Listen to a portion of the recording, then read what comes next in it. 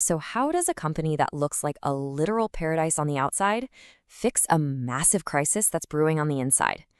Today, we're going to dive into the incredible story of the Atlantis resort. We'll see how this hospitality giant, which was right on the brink of some serious trouble, used a brand new vision and, believe it or not, a little bit of music to completely reinvent itself. I mean, just look at this place, the Atlantis Resort in the Bahamas. It is the absolute picture of a fantasy destination, right? They even called themselves one of the wonders of the world. But back in 2008, underneath this absolutely stunning surface, that fantasy was beginning to crack. Okay, so let's pull back the curtain.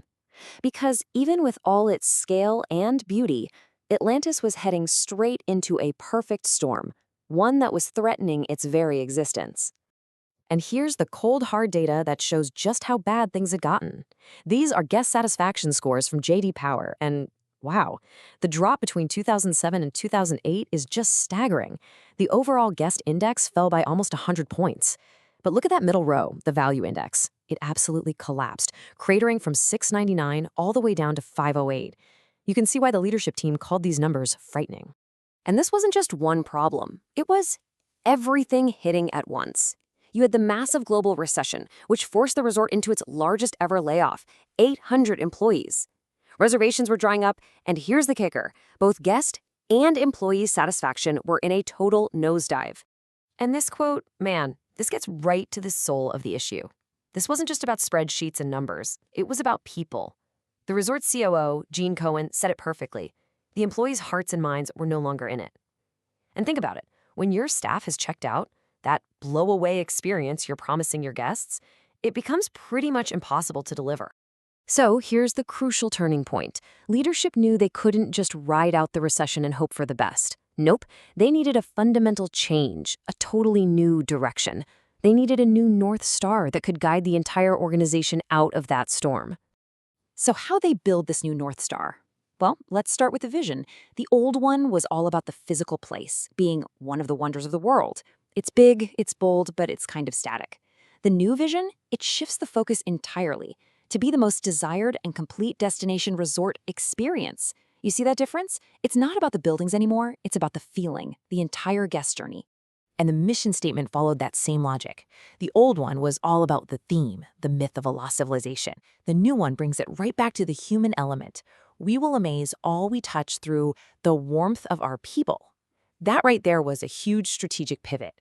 They put their employees and their genuine warmth front and center.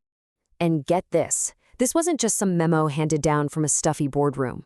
To create this new vision, they brought everyone into the same room.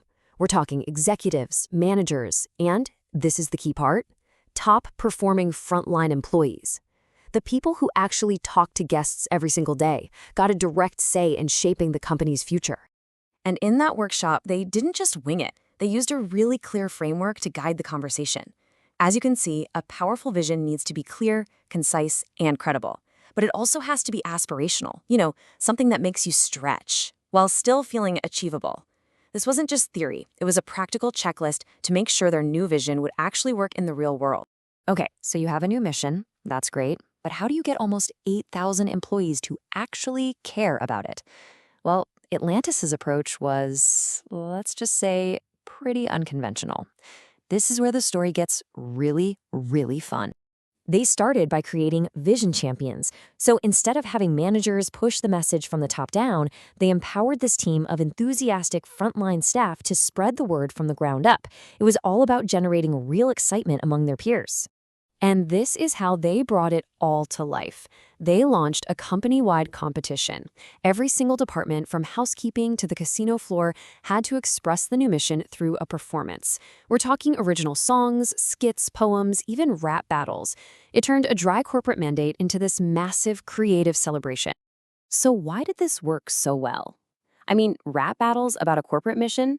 As the COO explained, it tapped directly into the local Bahamian culture. It was, in her words, a language that the employees understood. This is just a masterclass in not just communicating a message, but making it truly connect with your specific audience. So, the big question, did all this singing and dancing actually make a difference? Or was it just a fun distraction? Let's look at the results. This is where we find out if the tide really did turn. And there it is, the payoff. Look at these scores from 2009, just 1 year later. That overall guest index at the top, it jumped from a dismal 707 all the way back up to 768.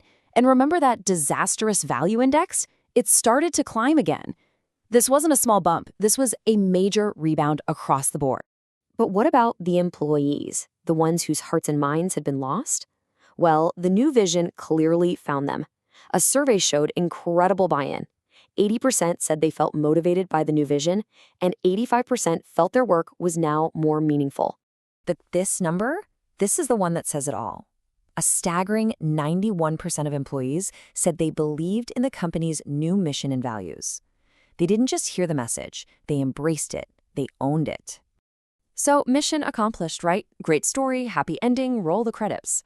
Well, in the real world of business, the story is never really over. In fact, success brings a whole new, crucial challenge. What do you do next? The leadership team found themselves at a fork in the road.